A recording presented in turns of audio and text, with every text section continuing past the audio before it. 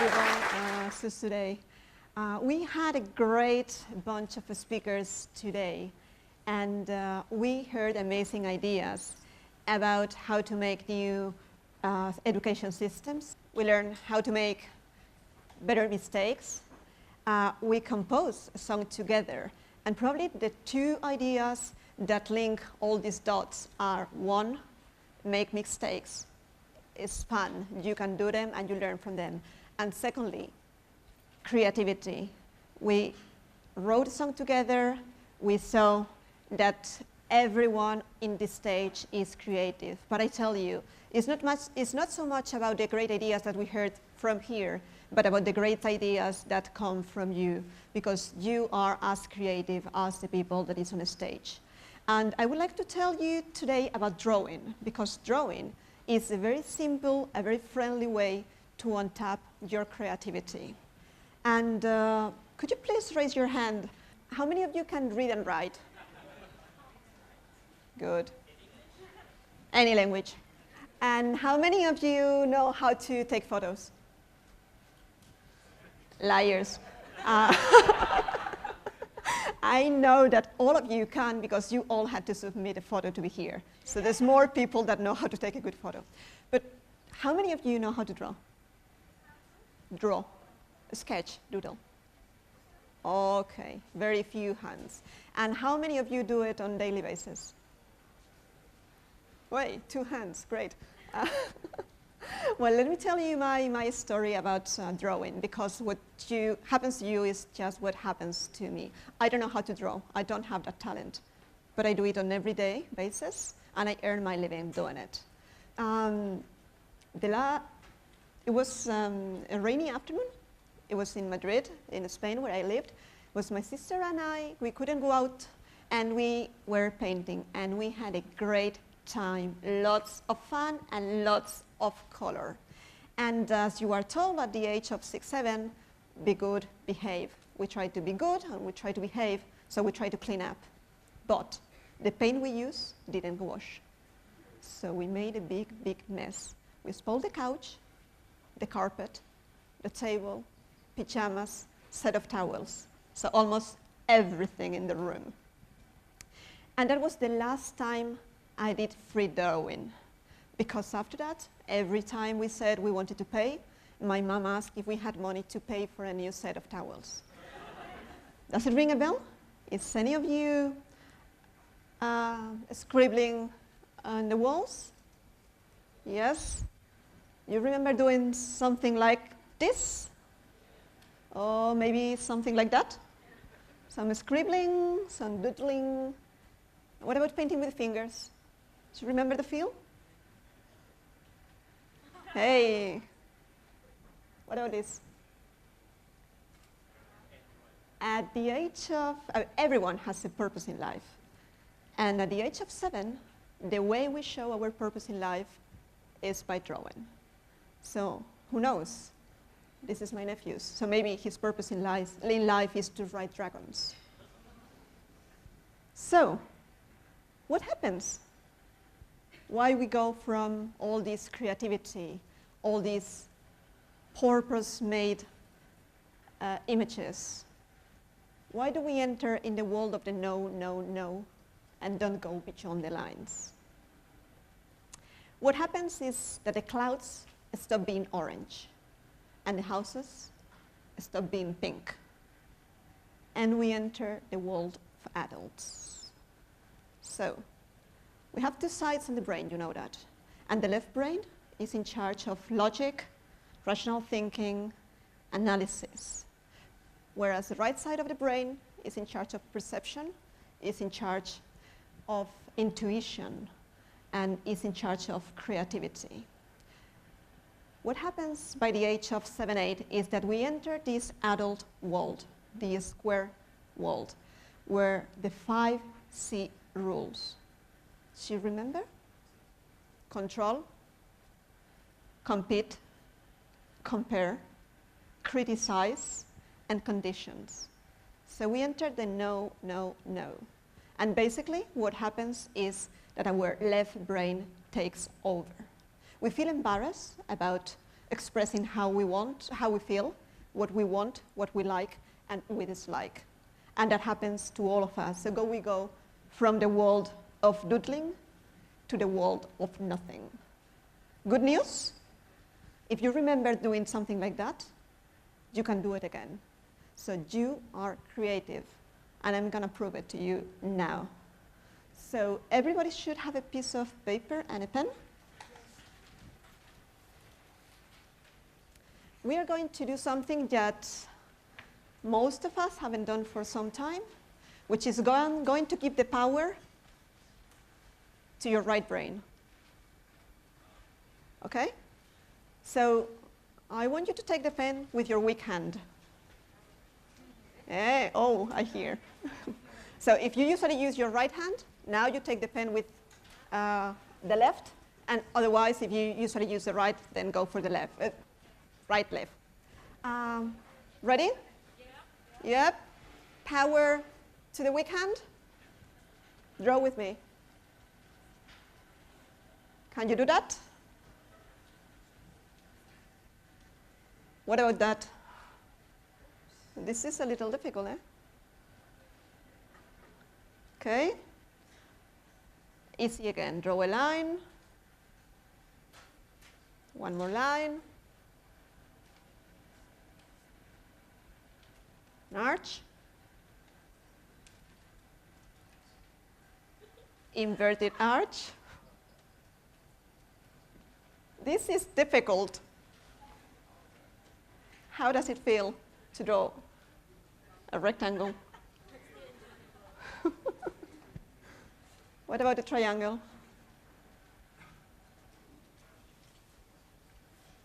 Okay, well, let's finish with a very easy one.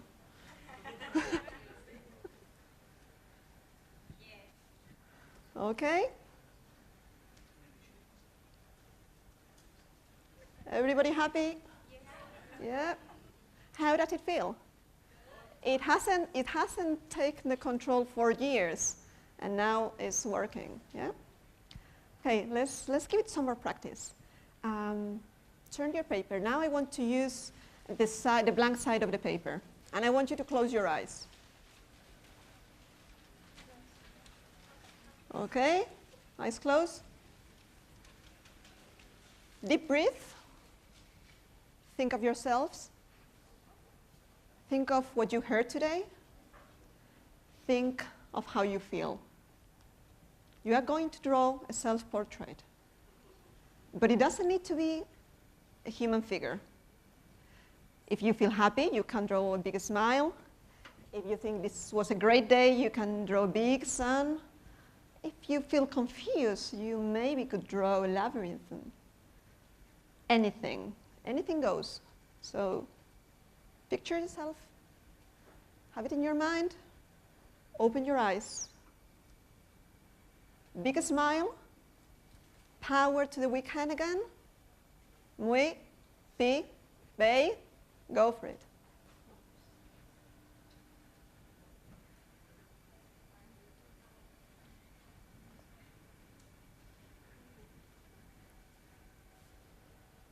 Okay.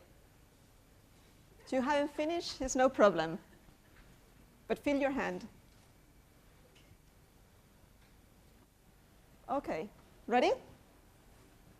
Has taken you about 1 minute to do what it took me 20 years. So, congratulations. Basically, when I graduated, I started working as an investment banker, and that was the cool thing to do at the time. For one of those big banks that now are in trouble, yes, I was there. And that was the right thing to do, but not for me. So after some years, I felt that wasn't the right choice. It was too cold, too rational for me, and very little human.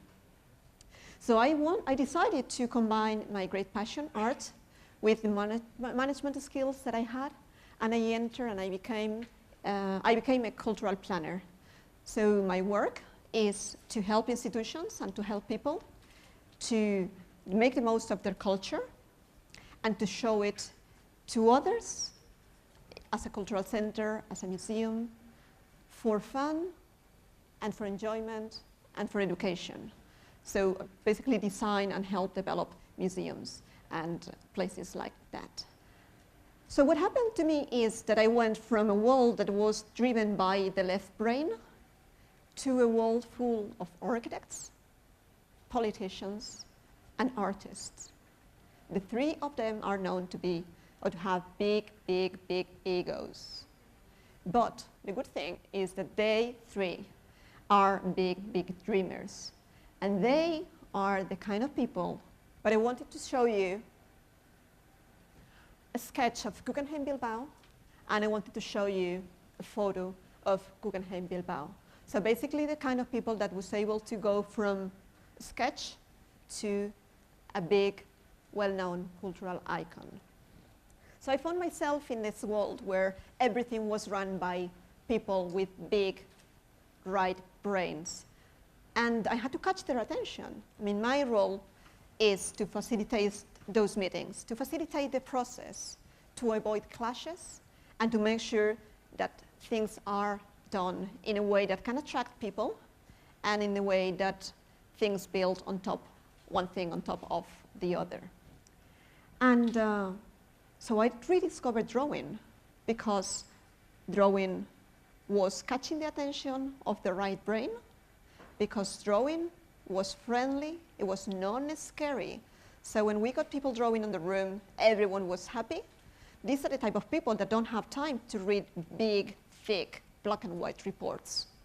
So drawing not only catch their attention, but help them build ideas one on top of the other, so no clashes. Plus, it is multilingual.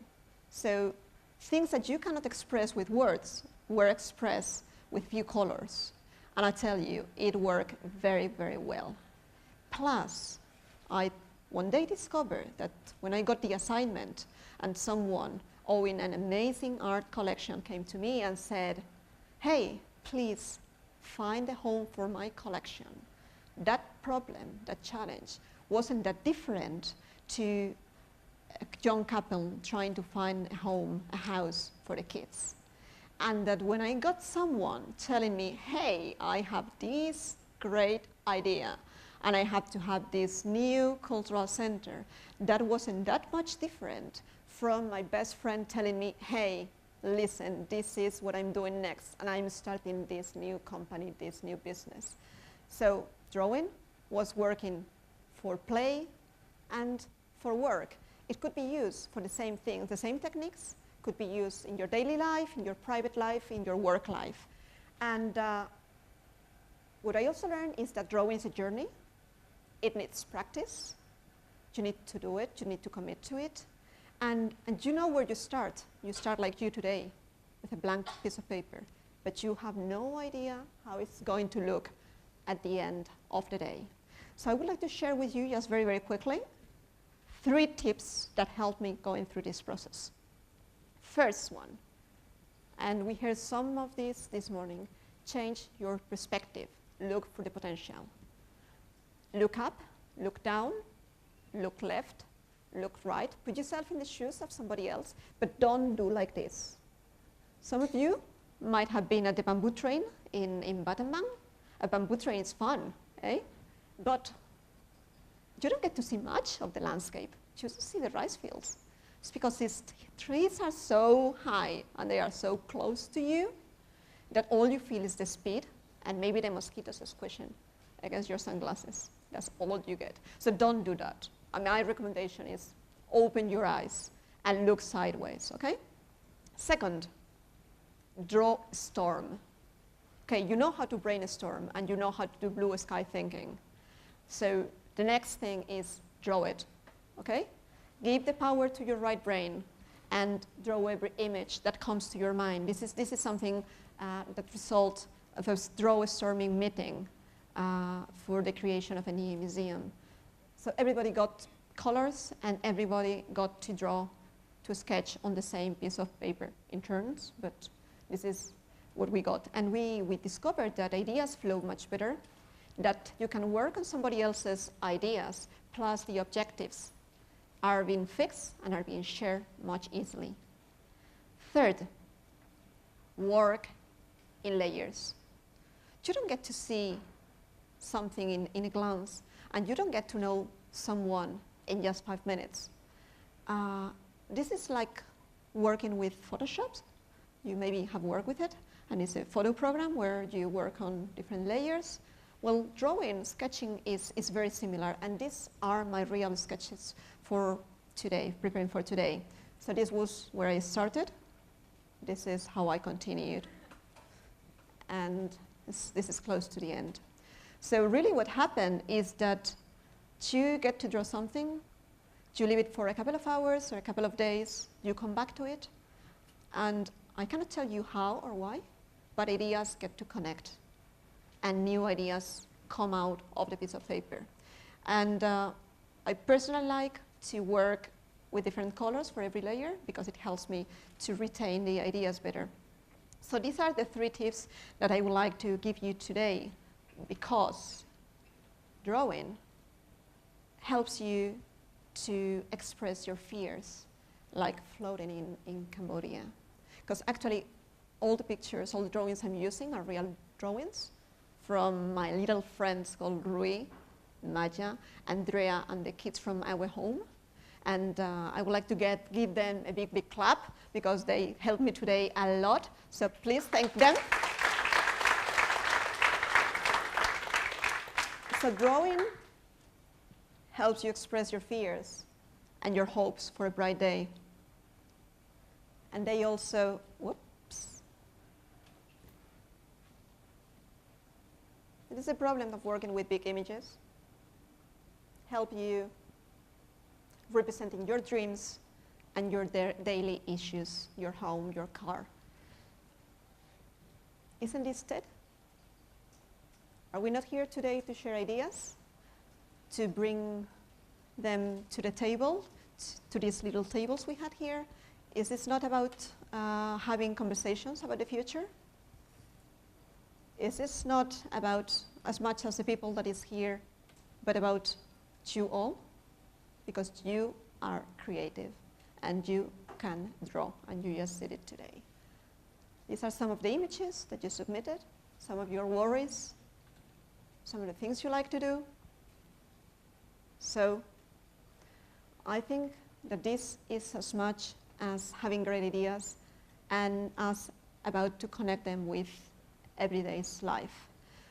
So we are going to get some more practice. So I'm going to ask you to get your piece of paper again. And now I want you to use the other side of the paper that you didn't use. Okay?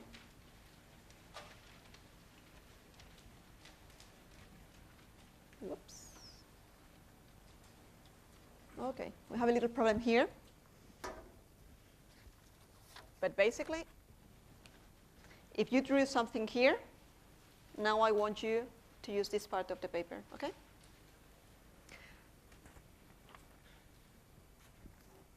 And I want you to think of the 2, 3, 4 main ideas that you had today. Use that part of the paper and connect them with you. So sketch 3 ideas that you got from today and link them with your self-portrait. If you are still able to use your left hand, your weak hand, go for it. So, okay, deep breath, big smile, muy pi bei, go.